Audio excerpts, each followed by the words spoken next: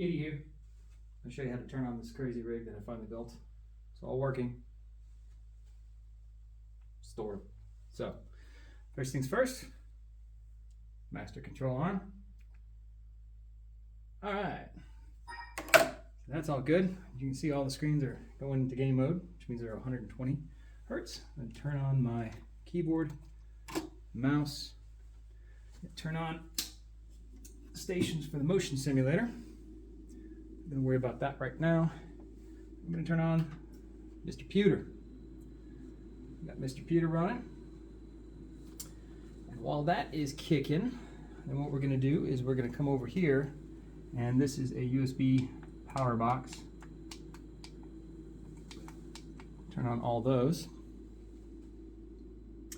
You should see in a second the MIP come up. It may or may not. There you go. Alright, sweet. So now it's just going to take a second for it to log in. Alright, so now we're loaded to the desktop.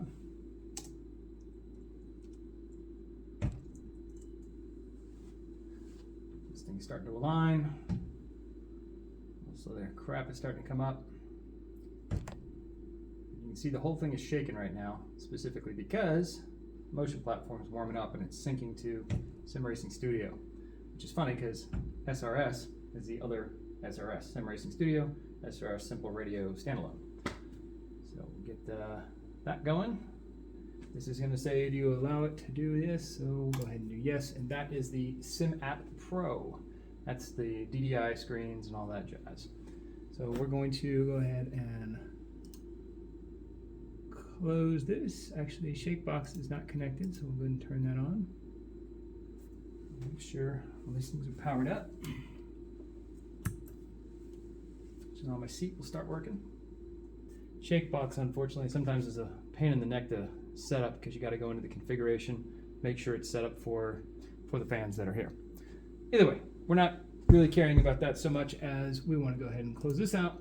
Now that we've got that open, now we want to go ahead and open up the Sim App Pro and make sure that we've got all of our warnings and messages.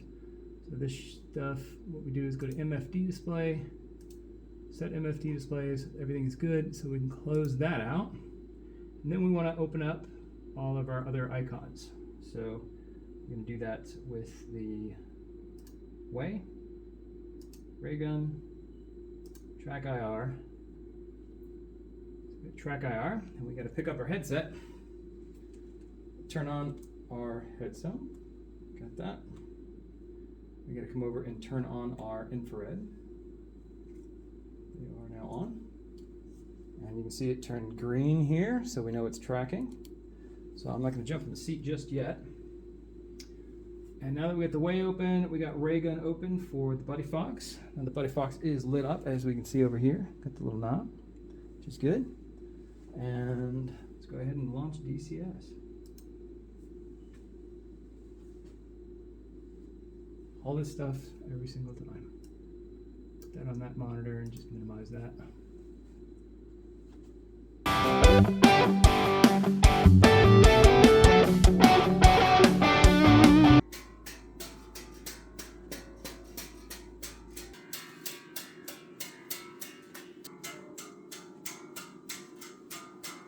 Alright, rad. Okay, so this is a little goofy because you can't see it because it's on these screens, but DCS, because of these screens, I had it set to its perfect.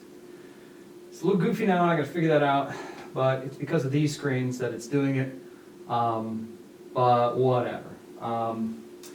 It's kind of like I had to make an adjustment where I had to make this not the main screen. If I made this the main screen, then it would pop up over here, but then the way wouldn't work on that screen, so I had to make that screen the main monitor, but it is what it is. It sucks when you have to do all these adjustments, but anyways, let's go ahead and get into the Hornet. And just for quick and easy, we're going to go to ready on ramp. There we go. Oh, the seat works. Cool. Alright.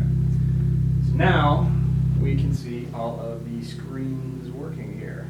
As you can see, they are extremely dim. That's the problem with them. So it's not the worst thing in the world, but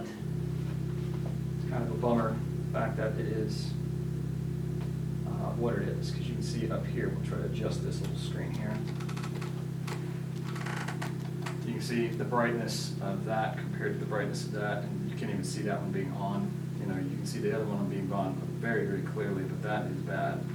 So this is a little bit tricky for me to sit there and be super happy about, but I'm just going to go ahead and leave that angle on like this so we can kind of get it, and that'll be good for this.